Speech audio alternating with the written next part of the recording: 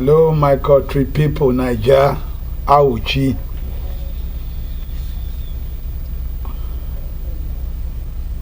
Hello, my country people, Auchi, village of Auchi. News in your Zena on the news, over there, vigilante, Okira, on the news in our Okira, Auchi, Dagi, Auchi youth community. The Makri Magiga Yeme Erena. Emon Makri Magalo Makri Maga will chi you to me. Emon Nidu, Lageni vigilante. On the news in a news in Iterare, the Makri Magi me, I will chi youth, Lagi vigilante. Why show any video? What go we? Makri also say Makri Magbali construction. It's a mineral Auchi. Oh, you're all Guioma, Guiome. You may go name on me about Auchi, very well. Oh, no, so I got cabo. I got no so, no Guiono, I saw. It already cabo. I got no so, or Guiono, I saw. Construction, it's a mean animal cream to know. Baga gizaya no quick bari vigilante wakira uchi community youth wakira ya nege wa also ne noa idigola yo wa wulugo digola ede bo re ya eni digola yo ede bo eye gbegbe school enwe gbegbe kanya egbe vigilante egba awuchi youth.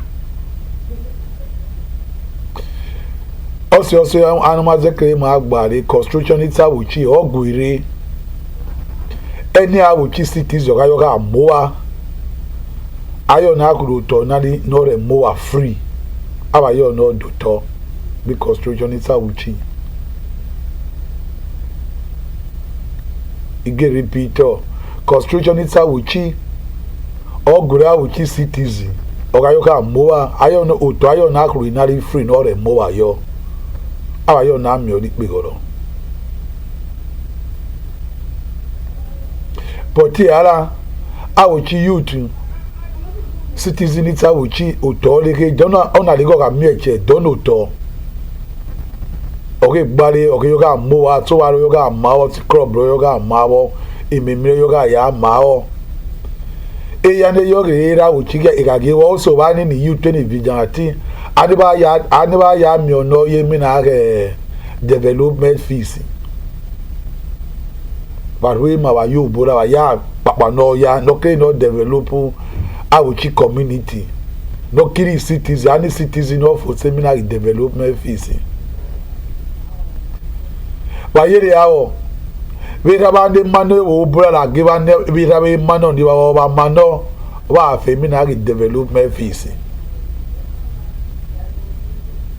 Agaye gigewa andeba ya gogo wa nito andeba ya papono ya no mono wa o wa gogo olu wa o agi yutu wa kira ali mina wa kira aga vigilante ema yo megwe wa awuchi egire ekere ko egire wa egare gbegbere ekere ogo babuchi onore ekere ori vigilante iro kira ogure ekere ori cheru babalibo Onorega wochi youth rogbe ogure kele oro choru babalebo egbo oyore gbakanya ni rogbe konoge buso no yondi ba ya mi na re development fees no yo wa ya goga ye ma idigolo eyu ala idigolo eyu edebo egbegbe school idigolo yi ura mi idigolo dato emi kele mere na gwe ba nuso wa giza ya nu wa so baga geregbe wa zebi also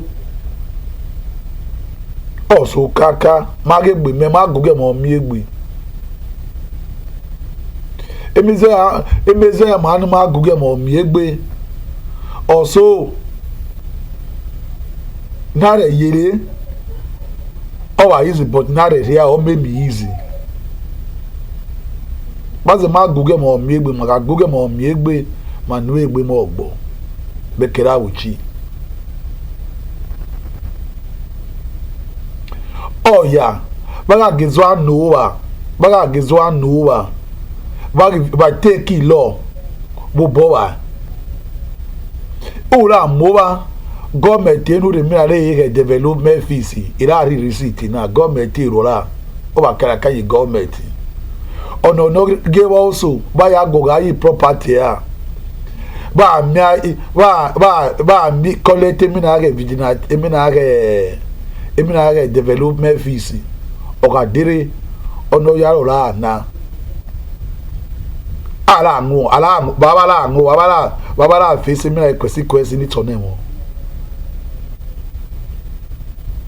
Police mona civil regina ye mona in onala nguke azon ubo ogare kona gbe kona gbo yala nguriri akazi nubo azinubo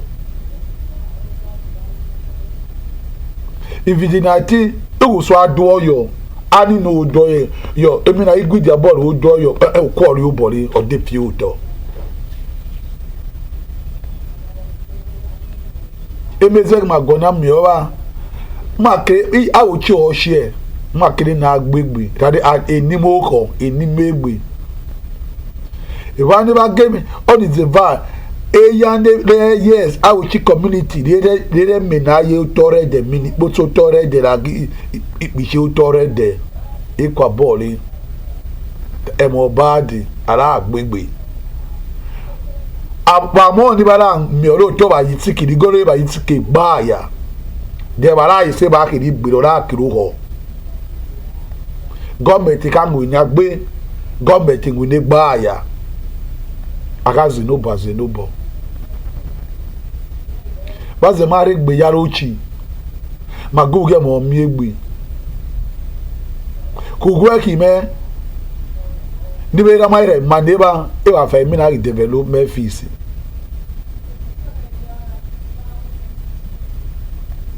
eme arize man mare yo yara evu dogwenu ya mi oyi development fees no kiri vigilante no re mowa o afi development fees o wa no ma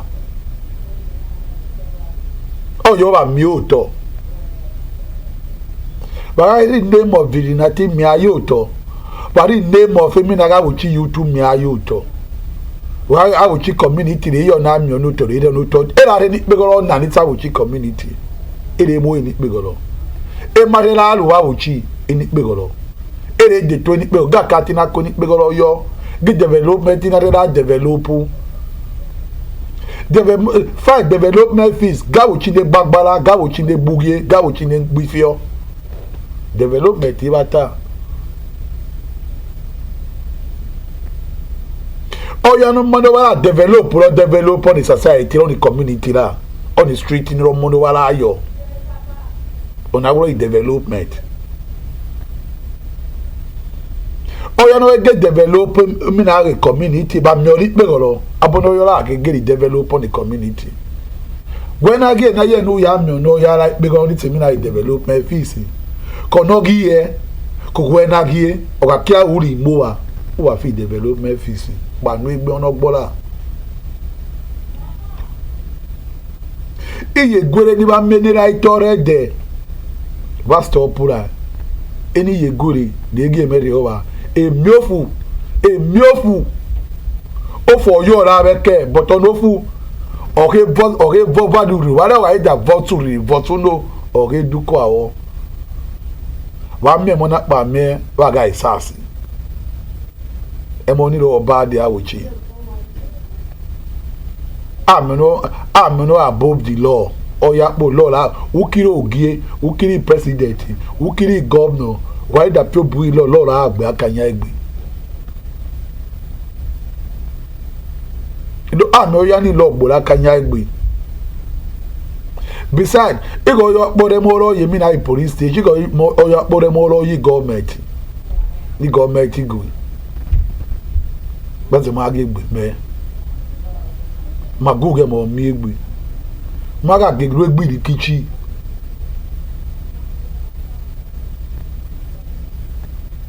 agayona ya na-efoti development fees oya no da mgbowa ahụ chikpo ọrụ afọ nụtara ukiri ogoge kiri emukiri akpụrụ afọ nụtara enefa ke ne barefa ne owa no da ya ahụ chikpo ọrụ ara akẹ́kọ̀ọ́ yóò tọ́ fẹ́ development fees nta wuchi baga geju ami aga oyolu emo aduwa vigilante ani ba ado no ya ba ya ado ba le oya ni ba ya ga ya ado ba la ado se ba do the wrong person no la gboro wa ono ni na ge gbo o la gboro wa riri ni na ge gbo aje ke o gboro wa re ke o re ra di church na ni ara gbekele ola ono la ru ko vare o ba keri government no ya ado ya oka totegbe ya gwi police ya gwi government ni government ne bare anwo no ya vigilante wa kiri police igi police le kira igi government workers le kira their community workers le kira community le buka igi government le buka yana vigilante rati arrest ya government arrest ya police yo ola lo je ka mi police station ba agage wo so ni ba do ya gbagbo na rigo gbagbo no ya ona mo wa re kire mo ni ba la ze bo ba take advantage ba vigilante ba kira ba gugu mo mi egbe ba ga ge mi na ye itore de ba ga ge go ga yi property ya ba in the name of vigilante wo so agi bo no re ba ka ro ge ba so ono re ba ka no ge ba so ni ko gbe obara o fere oyo wa o ti o fere gbegbe school ro yi o re ike gbegbe ura meri amoguna ura meri o ke ogi ura meri abuchi community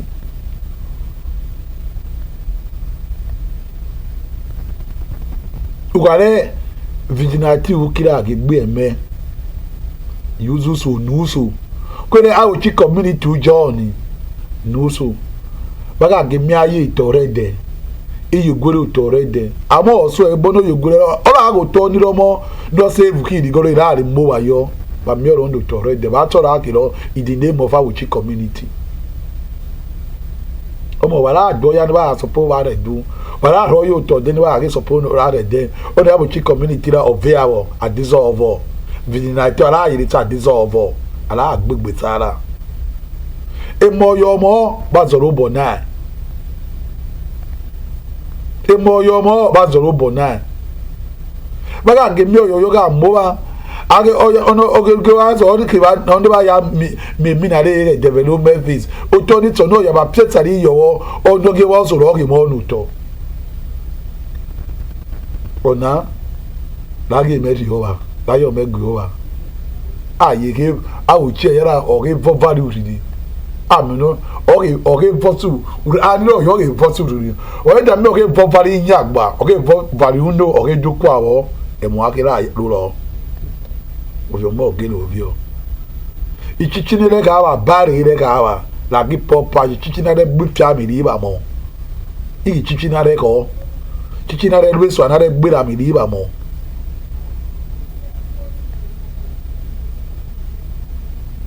ago gbenyo nenyo na ogbenyo nenyo na okare ogbenyo nenyo na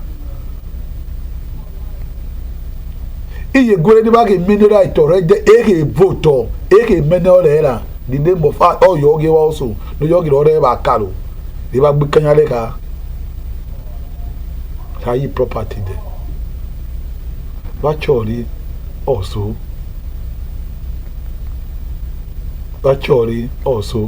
onara yo me gbe oba baga ge mi na ye itore de baga ge me bo yo se very group of very mi na development fees ni ba kiri ena etu yo de baga 30 if any development fees etu yo no kra emiza yo e maga me na mio bara mi ra pe goro ada wuchi citizen kwa ile feba ayo chi citizen na igbo ba ogayoga moba ni ba kuru to na free oto ni ta wuchi na kuru na free no moba yo kuru no to na free ude ro gega wuchi gedon to lo citizen o wa ro ege ma wo wa na negbe ko moto wa na negbe ọmọ ara mi bàbá rẹ̀ bá àgé yakọ̀ bàgà bẹ́ẹ̀ bá yóò bó nílọ bá ń gbégbé tí wàá gé rétọ́ ni bá mẹ́ tí wàá gé rétọ́ ni bá mẹ́ bá mọ́ òbí bá gé bárẹ̀ náà à ń gbégbé bá yóò tọ́ gidi wá wò tsi ọ̀gá dárì àmọ́ náà ń kẹ́ akanwe na ngwe na gazu no ba de ke na ga de ko ku yu ni awuchi ade o ke ya na gboro ene gboro ya la ngu no ke de ve ke na gboro ke de gba ya ngwe na aze no ba ilo emu iri ke so ya kono ko si ke si na ze gboro ya ke de gboro ya ke na gba ngula ulo ucho po ngula e ba ko se mo re ara gboro ya ene gboro ya wa lule mo le la we la gbo ya la se ala aka ngwe na aka zenu bo iwi ke so ya ilo ezo ya baze ma agugi mo mi egbe maga ge ga ge egbe bazo to bo ni yegwere bazi property na ye mo bo ni ra ono yo rere mo ba yuzusu ba nusu awuchi